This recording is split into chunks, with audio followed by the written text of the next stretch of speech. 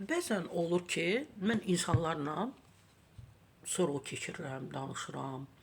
Hansı ki o insanlardır ki, onların yaşı təbii ki 63-ü, 64-ü, 65-i ötü və pensiya ilə bağlı bəzi suallar yönəldirəm. Alırsınızmı? Bəli. Nə qədər? 220 manat. Deyirəm, niyə 220 manat? Siz çalışmamısınız? Deyir, çalışmışıq. 22 ildir əmək kitabçamda mənim işim yazılıb. Amma dövlət məndən 25 il istəyir. Digəridir ki, mən 17 il dövlətdə, bu dövlətdə çalışmışam və məndən hər ay vergi tutulub. Komsomola tutulub, partiya tutulub, belə. Nə bilim, sosialla bağlı, cavan idim, onda deyirdilər ki, biz mütləq bunu ödəməliyik ki, yaşlı insanlar pensiya, təqaüd ala bilsin. Deyir, varım da 17 il əmək kitabçamda mənim əməyimi göstərən, fəaliyyətimi göstərən illər qeyd olunub.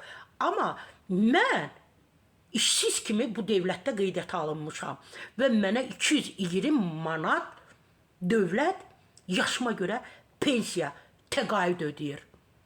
Niyə? Niyə görə bu məsələyə baxılmır? Hörmətli millət vəkilləri, hörmətli Milli Məclis.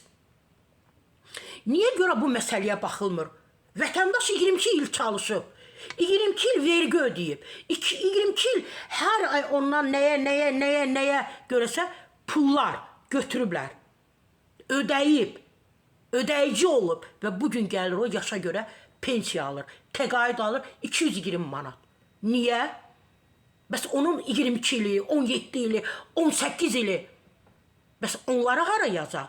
Onları kimə deyək? Bu insanların, yenə də deyirəm, bu vətəndaşın, Azərbaycanda yaşayan vətəndaşın hüququnun tanınmaması demək deyilmi?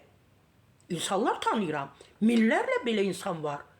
Dövlətdə çalışıb, zavodda, fabrikdə illərin verib, həyatını verib, gününü verib, zamanını verib. Bugün o 220 manat yaşa görə pensiya alır. Mən xahiş edirəm, hörmətli millət vəkilləri, hörmətli Milli Məclisimiz, bu məsələni gündəmdə saxlayın, bu məsələni müzakirə edin. İnsanın 22-23 il, 24 il əməyi var, əmək kitabçası var, amma 220 manat yaşa görə pensiya alır.